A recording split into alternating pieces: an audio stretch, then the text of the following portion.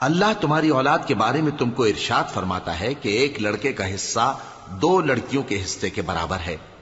اور اگر اولاد میت صرف لڑکیاں ہی ہوں یعنی 2 یا 2 سے زیادہ تو کل ترکے میں ان کا 2/3 ہے، اور اگر صرف ایک لڑکی ہو تو اس کا نصف ہے،